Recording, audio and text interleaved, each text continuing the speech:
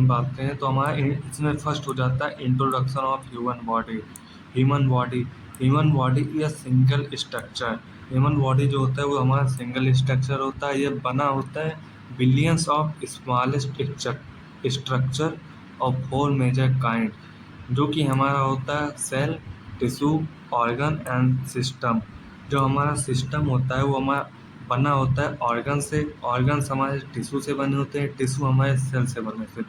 जो हमारा सेल होता है वो basic fundamental unit of life होते हैं। It smallest structure and fundamental unit of an organism होते हैं।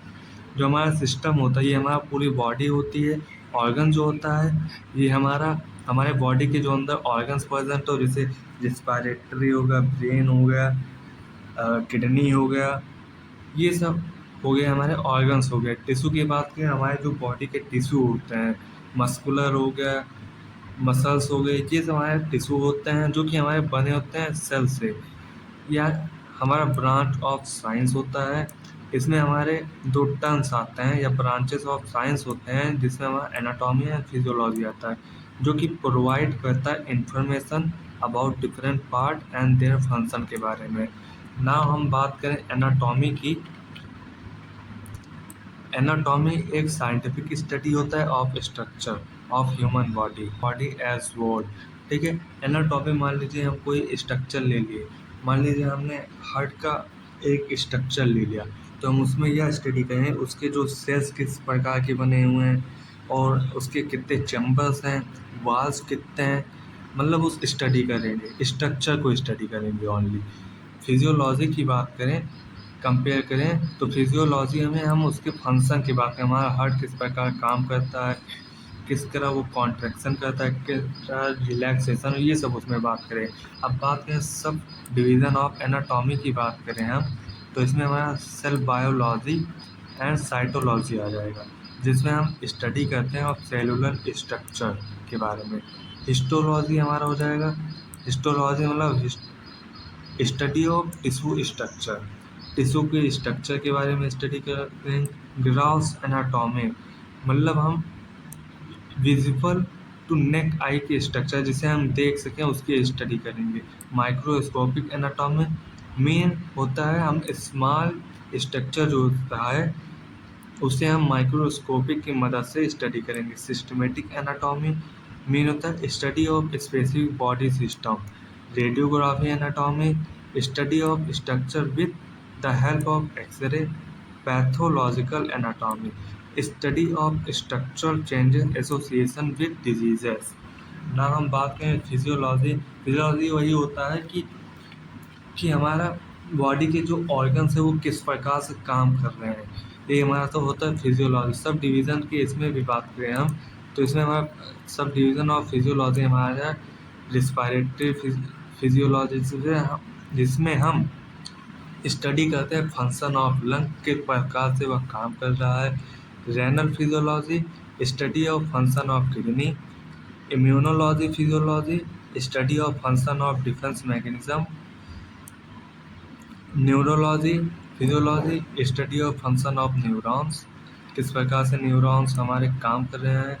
पैथो फिजियोलॉजी की बात करें, study of function of change linkage with diseases. Cardiovascular physiology study of function of heart and blood vessel. Endocrinology physiology study of hormones and body system. इन सब को हम एक न्यू वीडियो में एकदम अच्छे से डिस्कस करेंगे, जो कि आपके नेक्स्ट सेमेस्टर में होगा। आपके सेमेस्टर में अभी इतना ही है। ना हम बात करें level of structure and organization system. इसमें हमारा 6 लेवल ऑफ ऑर्गेनाइजेशन होता है, जिसमें chemical level, cellular level, tissue level, organ level, system level, organism level. First हमारे धीरे एटम जो होते हैं वो फॉर्म, बहुत सारे एटम हैं मॉलिक्यूल बनाते हैं, बहुत सारे मॉलिक्यूल हमारे सेल्स को फॉर्म करते हैं, बहुत सारे सेल हमारे टिश्यू को फॉर्म करते हैं, टिश्यू से हमारा ऑर्गन्स फॉर्म होता है, ऑर्गन से हमारा पूरा ऑर्गन सिस्टम से हमारा ऑर्गेनिज्म फॉर्म होगा। ठीक है, अब बात करें हम केमिकल लेवल की। केमिकल लेवल केमिकल लेवल की बात करें हम, यह बेसिक लेवल होता है। यह बनाता है हमारे एटम से, जो कि बहुत स्मॉलेस्ट यूनिट होती है ऑफ मेटल, जो कि पार्टिसिपेट होते हैं इन केमिकल रिएक्शंस में। ये हमारे टू और मोर एटम्स, इसमें हमें क्या होता है, बहुत सारे एटम्स मिलकर दो या दो से अधिक बनाएंगे, हमारे मॉलिक्यूल्स को बनाएंगे। हमारे एटम जैसे carbon, hydrogen, oxygen, nitrogen, phosphorus, calcium and sulphur are crucial for maintaining life. Next हम बात करें सेलुलर लेवल। सेलुलर लेवल में हमारा डिफरेंट मॉलिक्यूल, अलग अलग प्रकार के मॉलिक्यूल कंबाइन मिलकर बनाएंगे सेल को। देन हमारा cell is the basic structure होता है and fundamental unit of organism. Human body जो होता है हमारा कंटेन करता है muscle cell, nerve cells and epithelial cells को। नाउ हम बात करें टिश्यू सेल। टिश्यू सेल होता है बहुत सारे सेल्स मिलकर हमारा टिश्यू बनाते हैं, जो कि परफॉर्म करते हैं बहुत सारे फंक्शंस को। ह्यूमन बॉडी जो होता है वो बना होता है 4 बेसिक टाइप ऑफ टिश्यू से: epithelial tissue, connective tissue, muscle tissue and nerve tissue. ना हम बात करें ऑर्गन लेवल। ऑर्गन लेवल में हमारा है डिफरेंट टाइप ऑफ टिश्यू। बहुत सारे टिश्यू मिलकर हमारे ऑर्गन्स फॉर्म करेंगे। ऑर्गन्स आर कंपोज्ड ऑफ 2 और more different type of tissue. वही बात हुई है कि हमारे बहुत सारे ऑर्गन्स मिलके टिश्यू को फॉर्म्स करेंगे। या टिश्यू ऑर्गन्स हमारे फॉर्म होंगे टिश्यू से, ठीक है, जो कि स्पेसिफिक फंक्शन है कि रिकोनाइजेबल शेप के होंगे। एग्जाम्पल की बात करें, ऑर्गन आर स्टोमच। ऑर्गन्स हमारे स्टोमच हो गए, स्किन हो गए, बोन्स हो गए, हार्ट हो गए, लीवर हो गए, लंग्स हो गए एंड ब्रेन हो गए। सिस्टम लेवल की बात करें, all the organs with common function combine together to form a system. इसका मतलब यह है कि हमारे जितने भी ऑर्गन्स होंगे बॉडी के अंदर, उनका कोई ना कोई काम होता है, फंक्शन होता है, जो कि हमारे सिस्टम को बनाएंगे, हमारे बॉडी को फॉर्म करेंगे। देन हमारा अबव फिगर शो जितने भी स्ट्रक्चर होते हैं डाइजेस्टिव सिस्टम के, वो शो करते हैं ऑर्गन्स को।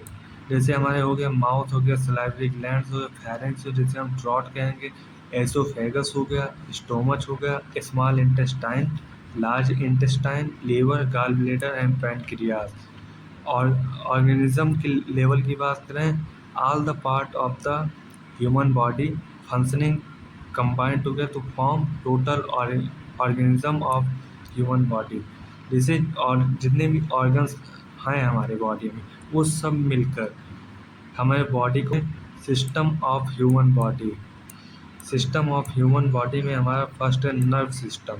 नर्व सिस्टम में हमारे ऑर्गन्स आ जाएंगे। ऑर्गन्स में हमारे brain, spinal cord and nerves. Then हमारे फंक्शन हो जाए, फंक्शन में it coordinates voluntary and involuntary action and transmits signal between different parts of the body। Coordinating voluntary action क्या होता है? वॉलेंटरी एक्शन मतलब जिसे हम कंट्रोल कर सकें, इनवॉलेंटरी मतलब जिसे हम कंट्रोल ना कर सकें, जो कि नर्व सिस्टम जो होता है वो ट्रांसमिट करता है signal to the different part of the body. Cardiovascular system की बात करें, इसमें हमारे ऑर्गन्स होते हैं जो कि होते हैं ब्लड होते हैं, हार्ट होते हैं, ब्लड वेसल्स। फंक्शन की बात करें, हार्ट पंप करता है ब्लड थ्रू ब्लड वेसल। हमारा जो हार्ट होता है वो पंप करता है ब्लड थ्रू ब्लड वेसल। या ब्लड कैरियर की ब्लड हमारा जो होता है वो कैरियर की तरह काम करता है, जो कि ऑक्सीजन एंड न्यूट्रिएंट्स को ट्रांसपोर्ट करता है, हमारे बॉडी के डिफरेंट ऑर्गन्स तक पहुंचाता है या सेल तक पहुंचाता है, या रेगुलेट भी करता है एसिड बेस बैलेंस को, टेम्परेचर को, water content of the body fluid को भी। डाइजेस्टिव सिस्टम वही होगा जिसमें अभी पहले बात की। ऑर्गन्स इसमें हमारे माउथ हो गया, फेरेंक्स हो गया, एसोफेगस हो गया, स्मॉल इंटेस्टाइन हो गए, एनस हो गए, accessory organs such as salivary gland, liver, gall bladder and pancreas हो गए। फंक्शन की बात करें, function mechanism and chemical break down of food, absorption of nutrition, and elimination of solid waste. Mechanism of chemical break down मतलब food का break down करना, उसमें food को बहुत सारे डिफरेंट स्मॉलेस्ट यूनिट में ब्रेक करना, जिससे इजीली एब्जॉर्ब हो सके। एब्जॉर्प्शन ऑफ न्यूट्रिशन, फूड में जितने भी न्यूट्रिएंट्स हो उसे एब्जॉर्ब करना एंड एलिमिनेट करना सॉलिड वेस्टेस को। बात करें इसमें हमारे ऑर्गन्स आ जाए, किडनी आ गया, यूरेथ्रा आ जाए, यूराइनरी ब्लेडर आ जाता है, यूरेथ्रा आ जाता है। फंक्शन की बात करें, यह प्रोड्यूस करता है स्टोरेज एंड एलिमिनेट यूरिन, मतलब वेस्ट यूरिन्स को एलिमिनेट करता है, और elimination waste and regulate volume and chemical composition of blood. ये हो गया हमारा। हेल्प करता है maintain of acid base balance of body fluid, maintain करता है मिनरल बैलेंस ऑफ बॉडी। अब हम बात करें रिस्पायरेटरी सिस्टम की। रिस्पायरेटरी सिस्टम में हमें ऑर्गन्स आ जाए, ऑर्गन्स में lungs, pharynx, लैरिंग्स, trachea and bronchiole tube. Function की बात करें, फंक्शन इसमें क्या होता है, ये ट्रांसपोर्ट करता है। जैसे इनहेल हम ऑक्सीजन को लेते हैं, इनहेल आ जाएगा, CO2 कार्बन डाइऑक्साइड जब हम एक्सहेल करेंगे यही होता है हमारा ट्रांसफ़र। हेल्प करता है regulate acid base balance of body fluid, production of sound by vocal, sound को प्रोडक्ट करना by vocal. Lymphatic system, lymphatic में हमारा आ जाएगा ऑर्गन, इसमें हमारा लिम्फ आ जाएगा, lymph vessel, spleen, thymus, lymph node and tonsils. Function की बात करें हम इसमें, फंक्शन में हमारा रिटर्न करता है प्रोटीन एंड बॉडी फ्लूइड्स को, ठीक है। और ये हमारा कार्य करता है कैरियर की तरह of liquid from gastrointestinal to the blood. जो हमारे लिपिड्स होते हैं गैस्ट्रोइंटेस्टाइनल वो हमारे ब्लड में पहुंचाते हैं लिम्फेटिक सिस्टम के द्वारा। एंडोक्राइन सिस्टम, एंडोक्राइन सिस्टम में हमारे ऑर्गन्स आ जाएंगे। ऑर्गन्स कौन कौन से हैं, pineal gland, hypothalamus, pituitary gland, thymus, thyroid, parathyroid gland, adrenal gland, pancreas, ovaries and testis. Function की बात करें, ये रेगुलेट करता है एक्टिविटीज़ को bye releasing hormones. Muscle system की बात करें, ऑर्गन्स आ जाएंगे, इसमें हमारे स्केलेटल सिस्टम आ जाए। फंक्शन की बात करें तो यह प्रोड्यूस करता है body movement such as walking, stabilise करता है बॉडी पोस्चर को, जनरेशन ऑफ हीट करता है।